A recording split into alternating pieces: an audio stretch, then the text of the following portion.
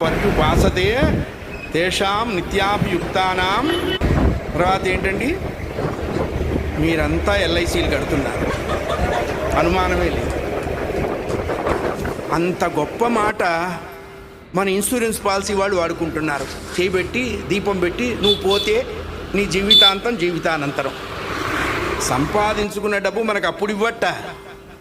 ఉన్ననాడు అన్నానికి గతి లేదు, చచ్చినాడు ఒలుకుల్లో పాడేవను కట్టేస్తామని. మనం సంపాదించుకుంది మనం తినకుండా వాడికి ఎందుకో ఇవ్వటం ఎందుకండి? మనకు ఆశ. ఏమిటి ఆశ? 10 లక్షలు పెట్టి మంచం కొంటాం, నిద్ర కొనగలమా?